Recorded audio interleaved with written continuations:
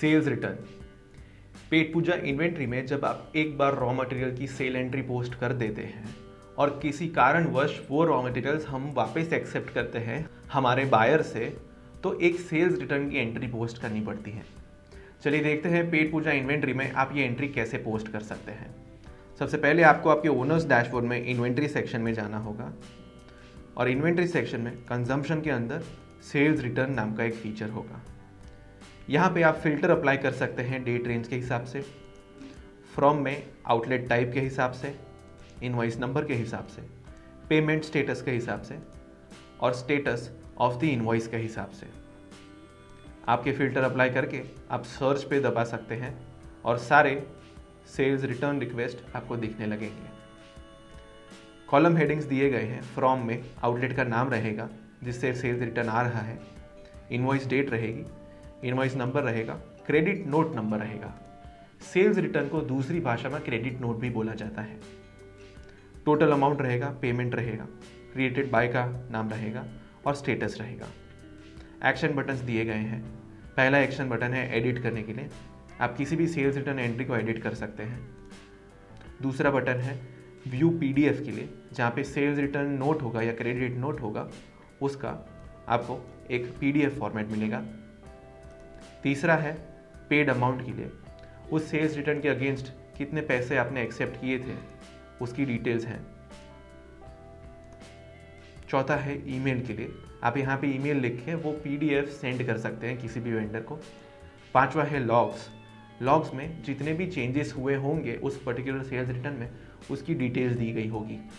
और last button है cancel के लिए, जिस पे क्लिक करके आप कैंसिल रीज़न डाल सकते हैं और कैंसिल येस सिलेक्ट कर सकते हैं।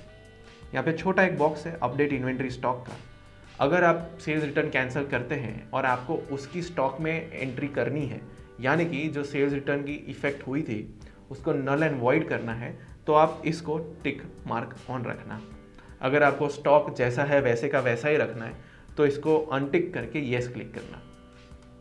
चलिए देखते हैं कैसे स्क्रैच से एक सेल्स रिटर्न जनरेट करेंगे। सबसे पहले आपको ऐड सेल्स रिटर्न पे जाना है और एक ऐसा फॉर्म खुल जाएगा। अगर आपने कोई परचेज रिटर्न किया है और उसका सेल्स रिटर्न रजिस्टर करने जा रहे हैं तो आप यहाँ से सीधा वो परचेज रिटर्न की एंट्री से सारी आइटम्स फेच कर सकते हैं।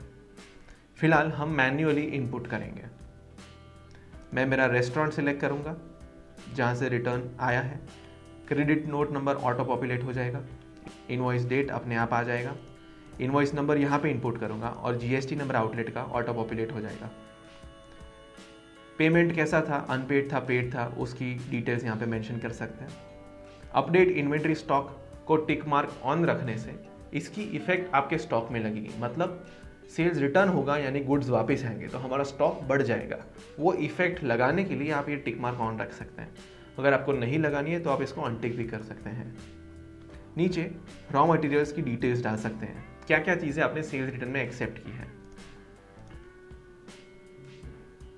यहाँ से आप एक दूसरी कॉलम भी ऐड कर सकते हैं। क्वांटिटी इनपुट कर सकते हैं, उसकी प्राइस डिफ़ॉल्ट जो होगी वो आ जाएगी। टैक्स यहाँ पे लिख सकते हैं। डिस्क्रिप्शन, क्यों रिटर्न हुआ था, बिगड़ा हुआ था, टूट गया था, XYZ, वो यहाँ पे आप मेंशन कर सकते हैं। और नीचे जो भी स्टॉक की डिटेल्स होगी वो आपको देखने को मिल जाएगी। इसका मतलब है अभी हमारे पास 20 यूनिट्स पड़े हैं इस रॉ मटेरियल के हमारी इन्वेंट्री में। कुछ डिस्काउंट देना है, कुछ डिलीवरी चार्ज ऐड करना है या TCS ऐड करना है तो आप यहाँ से ऐड कर सकते हैं। जैसे ही आप सेव चेंजेस पे क्लिक करेंगे एक सेल्स रिटर्न एंट्री पोस्ट हो जाएगी और आपका स्टॉक चेंज हो जाएगा। जब कभी आप request for sales return generate करें उसके बाद आपके आउटलेट पे सारे गुड्स पहुंच जाएं तब एक सेल्स रिटर्न एंट्री भी जनरेट करनी पड़ेगी। सिर्फ request of sales return entry generate करने से आपके स्टॉक में उसकी इफेक्ट्स नहीं पड़ेगी। So this was all about sales return in Pet Puja inventory. Thank you.